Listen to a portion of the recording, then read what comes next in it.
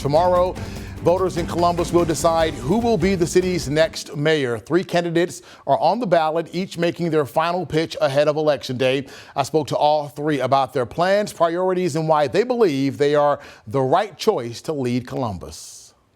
Stephen Jones is no stranger to City Hall. He's served on the council for 9 years. On the eve of the election, he says what Columbus needs right now is experience. If you think about it truly like a job interview, then you'll look at the resumes and you'll look at experience. And to be honest, neither one of them shouldn't even get an interview. They haven't been on any boards. They haven't even served, as a county. Neither one of them has any governmental experience, and you don't want to go back. Jones argues that electing a first-time politician could set the city back years. It may take you, a couple of years to build relationships. And then plus just learning. I mean, there's a lot of stuff that you have to learn. It's classes you have to take, continuing education that we take when we go out of town.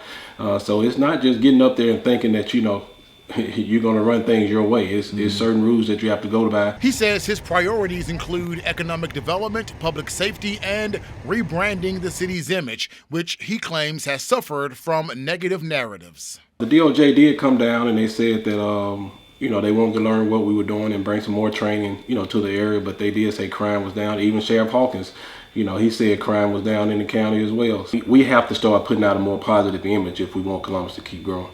But independent candidate Darren Leach sees it differently, saying experience without vision isn't enough. Leach is calling for a bold strategy, investment in youth, and a long-term plan. That's how you get great. You get great by reaching really, really high to give yourself something to shoot for. And if you miss that, you're way above where you were.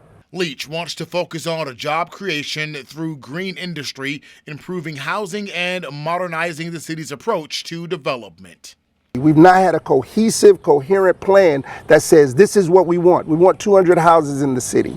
We want to make this a green technology hub. We want to get our kids off the streets and raise the median income by giving them $25 to $30 an hour jobs. And then there's Bill Strauss, a political outsider who says the city needs new ideas and less political enrichment.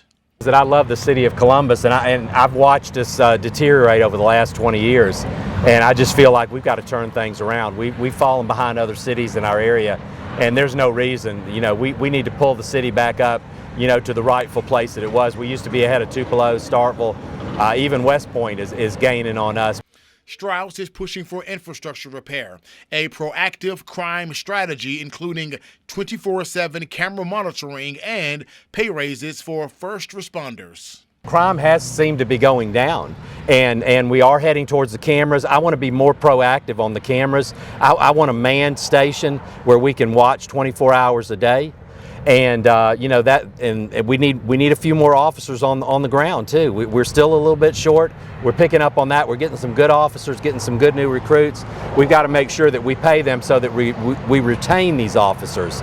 With 3 very different approaches, tomorrow's vote could set the tone for Columbus's next 4 years. What we're missing is not knowing the players. What we're missing is knowing what to say to the players. If we don't bring the players a plan, then what are they going to work on?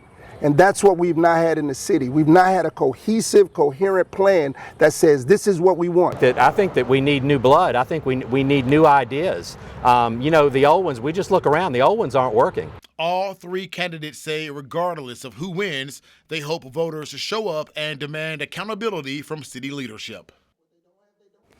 And again, we will have live team coverage Tuesday night as the results come in. And you can also look for where you can vote by heading to our website, WCBI.com.